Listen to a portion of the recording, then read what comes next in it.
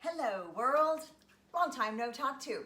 I am going to be preparing for you today some gluten-free, keto-friendly, low-carb, low-sugar, delicious crab cakes. I don't know about you, but I notice when I eat crab cakes, usually out there really dense and heavy. So I created this recipe to be really kind of light and flavorful so you could taste the crab. I love these crab. It's King Philip's lump crab. You can buy it at Costco or you can make your own crab. It's about 8 ounces. I'm going to dump inside of there. Then I'm going to use almond flour. And in my almond flour, it calls for about 1/4 cup. So I've got a little measuring cup here. I'll put that in. 1 egg, really easy. These are my farm fresh eggs. I love my bookkeeper, Deborah. She brings these to me as a treat. And then I'm going to add some, so I've got the crab, the almond, the egg.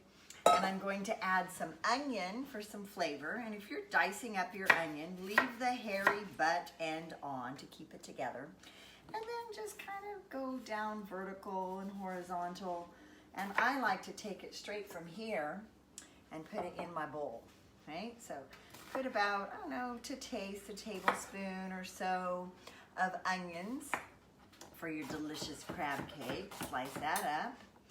Okay, and then we're going to add some yellow peppers. Okay, so I've got my onion, I put in some yellow peppers. Okay, and I just buy these sweet little yellow peppers. I think they're quite delicious. You can use red or green or jalapeno or whatever your little heart desires. I like to trim it out just like that.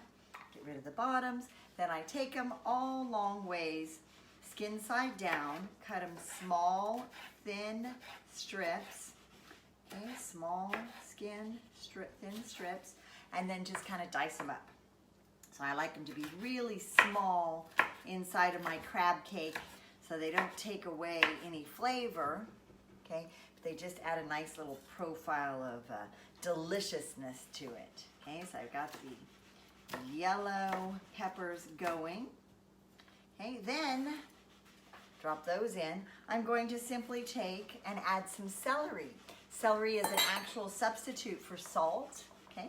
It's got a lot of great flavor. I chop them up and keep them like this in my fridge because they're great for dipping, and they're such a low-calorie food that they're an awesome snack to have around if you want that crunch or you're hungry.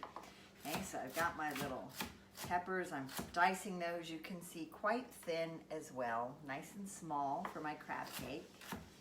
Okay, and you know, it really is to taste. You can add all kinds of things here. You could use dill, you could add jalapenos. This is just, you know, recipes are just an idea that you can follow and create on your own as you'd like. So I've got my vegetables in there. You can see it's coming together quite nicely. And then for my seasonings, I like to use a little bit of garlic powder, usually some paprika. I forgot to grab it, so that's okay. And then I use Veganese instead of mayonnaise, or some sort of dairy-free substitute, if you will. I'm simply going to grab a little knife, and it calls for a tablespoon, so I'll put, you know, about a tablespoon inside of there, like so. Then all we need to do is mix it up, okay, and form it into little crab cakes, okay? So we just get a nice mix, get in there with your hand, mush it all around, okay? It's coming together, that's quite beautiful. Okay, so I got that all mixed. Ooh, you can see that's really, really good, okay? Then all I'm gonna do is take it and make it into a crab cake, okay? Make sure I got the egg all mixed up in there. I always think that crab cakes, when you eat them out, are so heavy. So I made this recipe off of several that I found, and I put it together for my taste and my husband's taste. So not too wet, make it into a little ball, okay? Get it all really compact to get the air out, okay?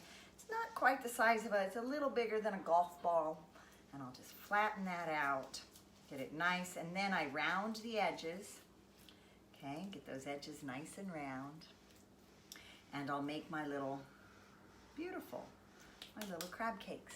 And I've been preheating my skillet onto 375. So all I'm gonna do, I'm gonna spray it with a little bit of, I do the water test, it'll dance like a baby, but I know this is hot because I've had it ready to go. Not too much oils. You could use butter if you wanted for the flavor. Scoop those right in there. Nice and easy. I'll hear a beautiful little sizzle as they go in.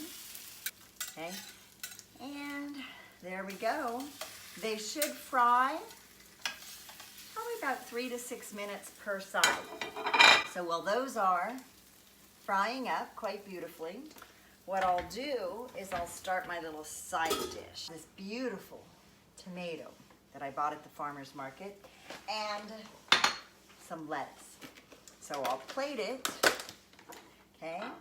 When it's done, on a little bed of fresh lettuce, my husband's gonna be beautiful color on those tomatoes. There's nothing like a fresh tomato, right?